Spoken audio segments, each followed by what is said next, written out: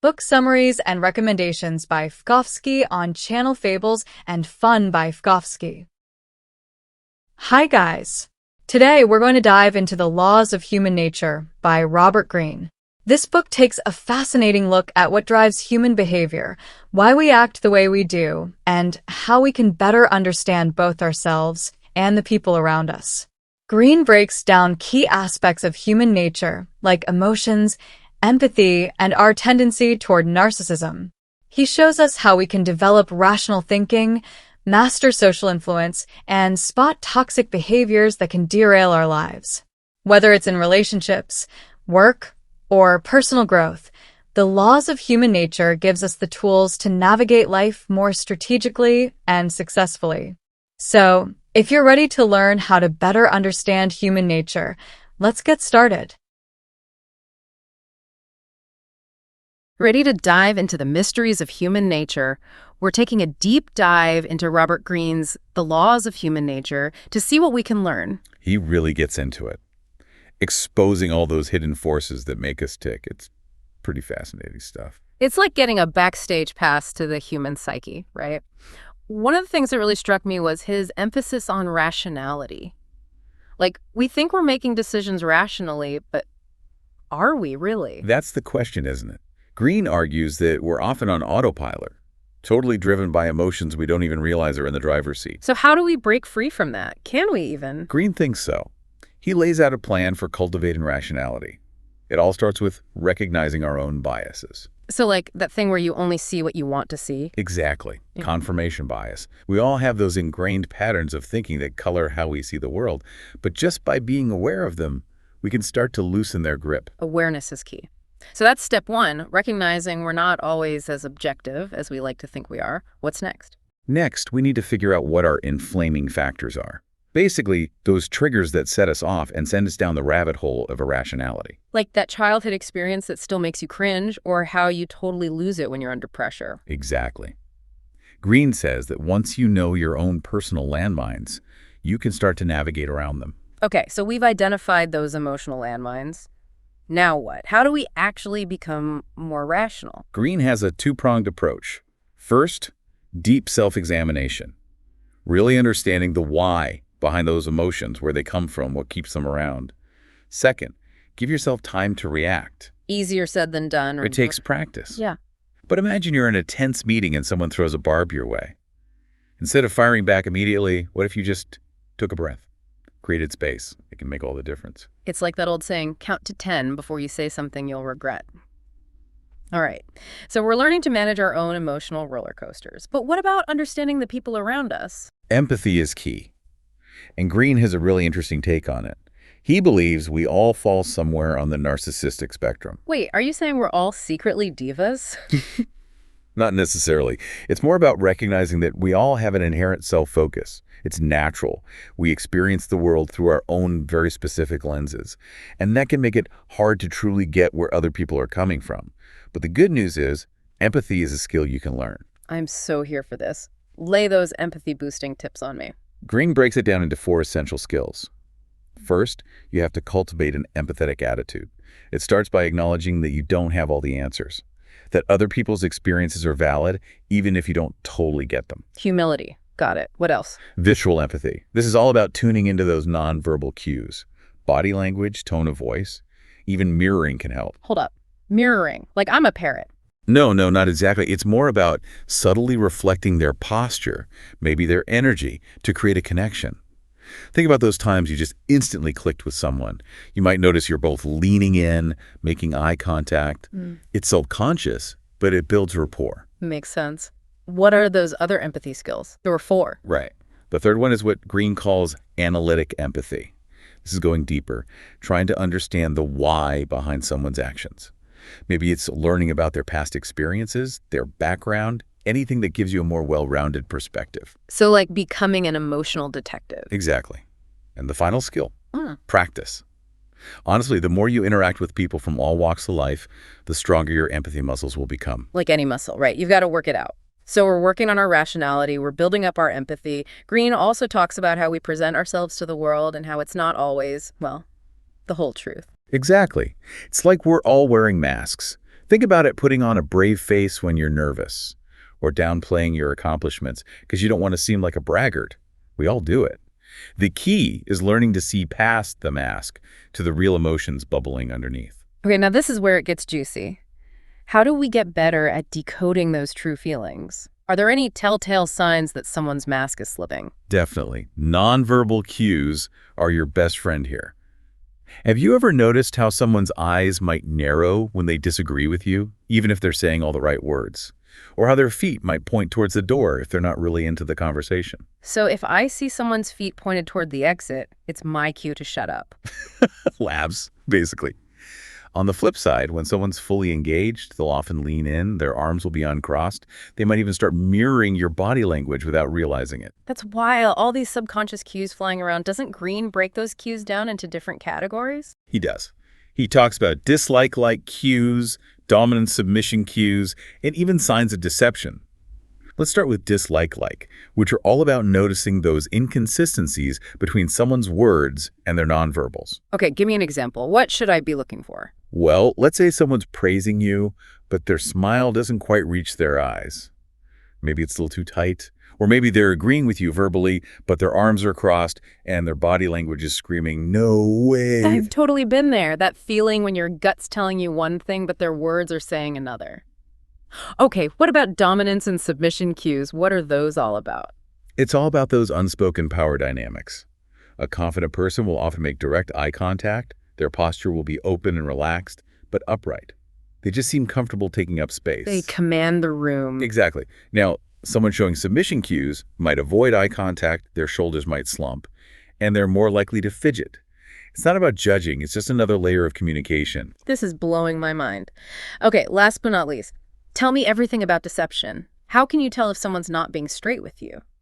Now, this is the tricky one, because people can be really good at hiding their true intentions.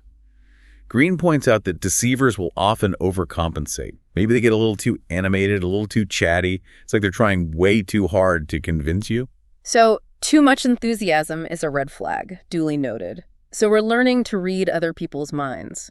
Does that mean we need to step up our own impression management game too?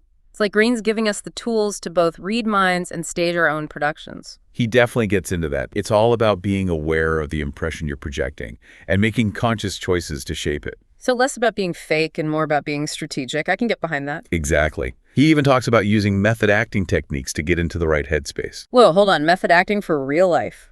Think about it. Yeah. If you can tap into the emotions, that'll help you achieve your goals. You're not just reacting to the world, you're directing it. I love it. So it's like we're not just passively reacting to the world around us, we're actively shaping it. I love that. Yeah. But Greene doesn't just focus on outward appearances, does he? He also dives deep into the concept of character and how it shapes our actions. Yeah, for Greene, character is a much deeper concept than we often realize. It's not just about someone's personality, the surface stuff. It's about the underlying values and beliefs and experiences that make them who they are. So it's about understanding the essence of a person, right? Beyond the facade. How does Greene even approach something like that? He breaks it down into 3 layers. First, there's genetics. We come pre-programmed, right? Mm-hmm. Then there's the impact of early childhood experiences. And finally, the habits and beliefs we pick up along the way. It's nature and nurture all mixed together, creating this complex tapestry that makes us who we are. But how can we use this understanding of character? Are we supposed to become armchair psychologists all of a sudden? No, not at all. It's more about recognizing patterns and how those patterns might influence someone's behavior. For example, let's say you know someone who had a really critical parent growing up. Okay, I see where you're going with this. You might be more understanding if they react defensively to feedback, even if it's constructive. It's about having that deeper understanding. That's a really good point. Approaching people with empathy, recognizing they've got their own story.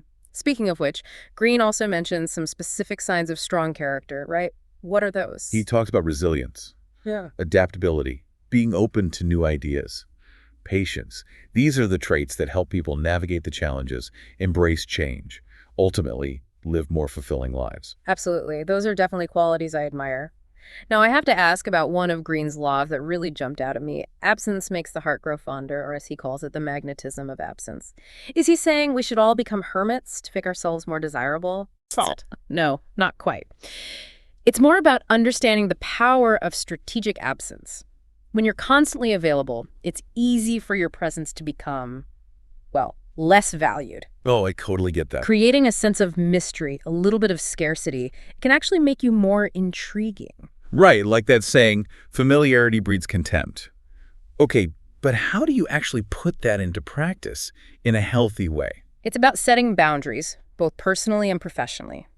Taking time for yourself allows you to recharge, come back to your relationships with fresh eyes. So a little space can actually strengthen our connections, whether it's with a partner, a friend, even just ourselves. It's about that balance, right? Exactly. Connection and autonomy.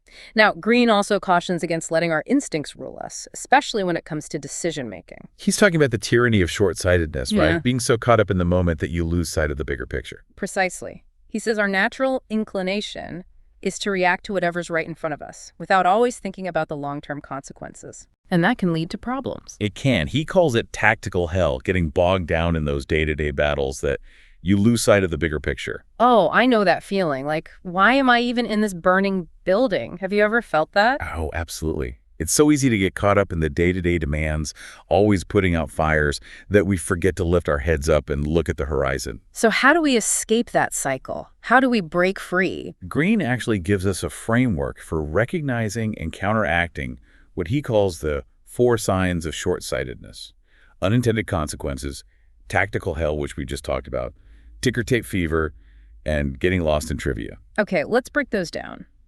Starting with unintended consequences. How can we get better at thinking ahead, anticipating those ripple effects? Greene suggests embracing the role of the devil's advocate, whether it's a personal decision or a business strategy, having someone play out the what-ifs, the worst-case scenarios. It can be invaluable. So always have someone who's willing to say, but what if? Love it. Okay, we've talked about tactical hell. How about ticker tape fever? What is that? It's about getting caught up in the hype, making impulsive decisions based on emotion rather than logic. Think about the stock market. When everyone's buying, it's easy to get swept up in the frenzy. And make a decision you might regret later. Exactly. It's about finding that balance between logic and emotion. Greene suggests taking a breath, stepping back, maybe even waiting a day or two before making any big decisions. Wise words. How about that last one, getting lost in trivia? I feel like that's me half the time. It's a common struggle. We live in a world overflowing with information. It's easy to get lost in the weeds. Greene stresses the importance of having clear priorities, making sure our actions align with our goals. So it's about constantly checking in, right? Asking yourself, does this task, this email, this meeting, does it really matter? Exactly. It's about becoming ruthless with our time and energy, focusing on what truly moves the needle. This is all about taking control, isn't it? Taking control of our emotions, our decisions. But Greene doesn't just leave us with defensive strategies, does he? He also digs into the art of influence. It's like he's giving us this incredible toolbox for success, but also reminding us that true fulfillment comes from, walking the walk. So how do we use these insights to influence others in a way that creates positive change? That's the question, right? And I think it's important to remember, Greene's not advocating for manipulation here. In fact, he warns against it. True influence, he says, comes from a place of authenticity, making others feel seen, heard, valued. So it's less about imposing your will and more about inspiring action through genuine connection. Exactly. And he introduces this idea of appealing to people's core needs, their desire to feel intelligent, autonomous, in control, and also just good about themselves. That makes so much sense. When someone genuinely values my perspective, I'm way more likely to listen to what they have to say. So what are some practical tips? How can we actually cultivate this kind of positive influence? Well, Greene breaks down 5 key strategies for becoming a master persuader. And the first one is so simple, yet so often overlooked. Let's hear it. Become a deep listener. Really, truly listen. Not just to their words, but their tone, their body language. Everything. Be present. Exactly. He also talks about the importance of finding common ground, creating warmth and rapport, even mirroring their behavior. It's subtle, but it creates a powerful connection. It's like that saying, people don't care how much you know until they know how much you care. Speaking of which, Greene also warns us about the dangers of success, how achieving our goals can actually inflate our egos and lead to, well, basically a downfall. It's the classic story, right? The hero who achieves greatness only to be undone by their own hubris. And Greene gets into how success can create this illusion of invulnerability, this belief that we're somehow above the rules. Yeah. So how do we avoid that trap? Should we all just walk around reminding ourselves we're not that special? Laughs. Maybe not. It's more about cultivating humility, staying grounded. Greene stresses the importance of acknowledging our limitations, recognizing the contributions of others, and never underestimate the power of feedback, even when it stings a little. Right. It's about remembering that success is never a solo act. Okay, there's one more thing from the book I want to get into. Greene's concept of the shadow self. Honestly, it sounds kind of ominous. What is it? So Greene uses this term to describe the darker side of our personality. Those repressed desires, those aggressive impulses we often try to keep hidden, even from ourselves. It's like the Jekyll and Hyde living inside all of us. In a way, yes. And what Greene argues is that ignoring our shadow self doesn't make it go away. In fact, it can make it stronger. He introduces this idea called contradictory behavior. Basically, it's when our actions don't align with our conscious intentions. Contradictory behavior. Okay, give me an example. What does that look like in real life? Imagine someone who seems incredibly confident, right? Life of the party, always. But deep down, they're actually deeply insecure and crave constant validation. Or think about the person who comes across as incredibly selfless, always giving to others. But maybe part of them secretly craves the recognition and praise. It's that disconnect between our outward persona and our inner world. Exactly. And it's often driven by our shadow side. So how do we deal with it? Do we just try to suppress those dark impulses even more? Greene actually suggests the opposite. He says the key is to embrace our shadow self, to explore it, not as something to be feared, but as a potential source of creativity, even growth. Wow. Okay, so much to process here. We've covered rationality, empathy, nonverbal cues, character, strategic absence, short-sightedness, influence, grandiosity, the shadow self. Are we done yet? There's more. There's always more. Greene also delves into the impact of envy, challenges traditional gender roles, and leaves us with this powerful message about finding our purpose in life. Okay, let's unpack those. Starting with envy. How does Greene see that emotion playing out? He describes envy as this insidious force. It often disguises itself as admiration, even camaraderie. But left unchecked, it can lead to sabotage, backbiting, all sorts of not-so-fun stuff. Oh, tell me about it. I've been on the receiving end of enough backhanded compliments to last a lifetime. How do we spot those early warning signs, both in ourselves and others? Greene has a few tips for that. Look for those fleeting micro-expressions of disappointment when you share good news, for example, or those backhanded compliments that don't quite land right. Right. It's like, your hair looks amazing for someone your age. Exactly. Also, watch out for gossip and that push and pull dynamic where someone seems to both support you and undermine you at the same time. It's confusing, but it happens. It's all about trusting your gut, right? If something feels off, it probably is. Okay, what about gender roles? What's Greene's take on all of that? Well, he argues that those traditional rigid gender roles that society often imposes, they can really limit us. In what way? They can prevent us from reaching our full potential and also hinder our understanding of ourselves and others. He encourages us to embrace both our masculine and feminine qualities, recognizing that these aren't binary opposites. So it's not about erasing gender distinctions, but recognizing the strengths both energies bring to the table. Absolutely. Yeah. He wants us to look at leadership, communication, even problem solving through a new lens, one that transcends those old stereotypes. I love that, finding that balance. Finally, Greene ends by really emphasizing the importance of finding our purpose. What's his thinking there? He says that a lack of purpose can lead to this sense of emptiness, of drift. But discovering our calling, connecting with something larger than ourselves, That's where the magic happens. it can give you direction, resilience, meaning. It's like having an internal compass that guides you. It's about figuring out what makes you come alive. But how do we actually do that? Find that purpose? It's a journey. Greene suggests reflecting on our childhood passions, what lit us up when we were kids. He also talks about leaning into resistance. Often the things we struggle with, the things that frustrate us, those are clues. They reveal our passions. It's about paying attention to those signs, those little nudges from the universe. Wow, this has been an incredible conversation. Greene's The Laws of Human Nature is one of those books that really makes you think. It really does. It's a call to action, too. A challenge to become more conscious, more strategic in our interactions with others. And ultimately more empowered. And that's a wrap on this deep dive into the laws of human nature. We'd love to hear your thoughts. Which insights resonated most with you? How do you plan to put them into practice?